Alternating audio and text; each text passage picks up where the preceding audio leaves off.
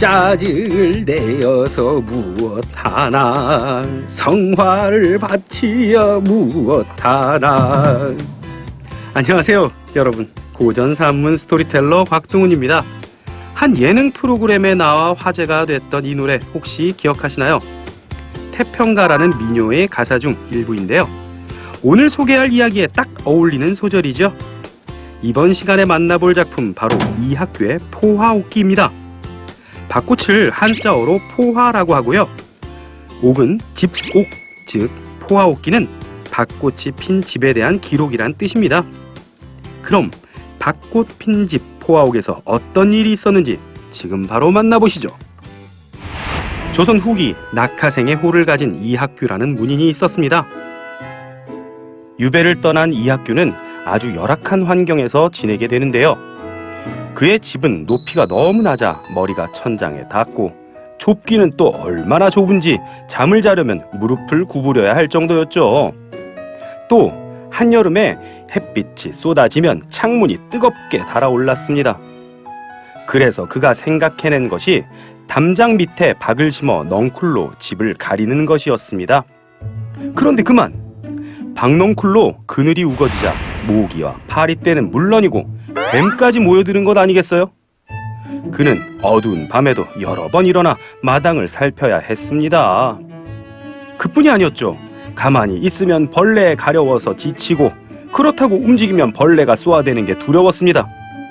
그렇게 신경을 쓰다 보니 점점 가슴이 답답해지고 병이 깊어갔습니다. 그러던 어느 날 서울에서 온 나그네에게 그는 자신의 사정을 자세히 이야기하죠.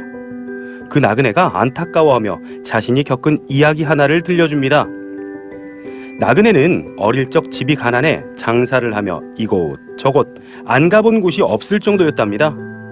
그 나그네가 말하길, 무더운 여름이 되면 여행객과 나그네들이 여관에 모이는데 이때 수령과 보좌관원들이 먼저 서늘한 내실을 차지하고 바람 부는 곁채와 바깥 평상은 아전과 역졸들이 차지하지요. 그러면 자연히 신분이 낮은 사람들은 덥고 벌레가 끓는 곳에 머물게 되는데 방 안에 열기가 푹푹 찌는 것은 말할 것도 없고 고약한 냄새, 코골이, 이갈이, 시끄러운 잠꼬대까지 도저히 잠을 이룰 수가 없지요. 그래서 사람들은 부엌이나 외양간, 마구간을 찾아다니며 네댓 번씩 잠자리를 옮겨 다닌답니다. 그런데 여관집 노비는 보통 사람들과 다릅디다. 때가 잔뜩 낀 지저분한 얼굴을 하고 부지런히 오가며 일을 하는데 행인들에게 빌부터 끼니를 해결하고 버려진 음식도 달게 먹었지요. 그러다 배부르면 누워서 잠이 들고요. 우리가 견디지 못하는 것들을 그 노비는 어찌나 편안하게 여기는지 더운 날씨에서도 꼭 선선한 방에서 자는 듯이 행동합디다. 비록 옷은 해져 여기저기 꿰매었지만 살결이 튼튼하고 특별한 해도 겪지 않으며 천수를 누리고 있는 셈이지요. 나그네는 이학규에게 이는 특별한 이유가 있는 게 아니라고 말합니다. 노비는 여관을 잠시 머물다 가는 곳으로 생각하고 자신의 삶을 운명으로 여겼기 때문에 근심, 걱정이 없고 탄식하느라 기운을 허하게 하는 일도 없다고 말이죠. 그리고는 이야기합니다. 이런 말도 있지 않습니까? 이 세상은 잠깐 쉬었다 가는 여관 같은 곳입니다. 도를 지키고 운명에 순응하며 소박하게 행하는 그대에게 지금 이곳은 여관 중에 여관인 셈이지요.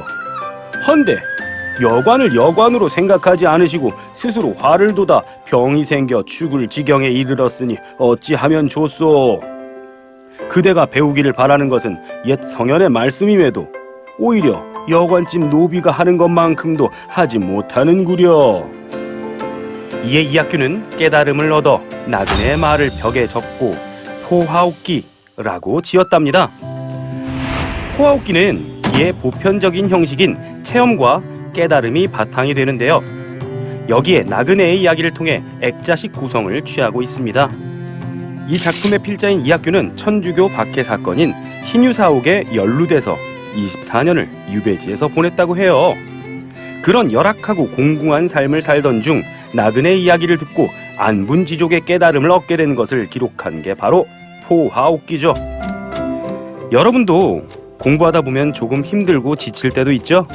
그럴 때 자신의 상황을 운명으로 받아들이고 맡은 일에 최선을 다하는 여관집 노비를 한번 떠올려 보는 것은 어떨까요? 제가 항상 응원하겠습니다. 지금까지 이 학교의 포아오키였습니다.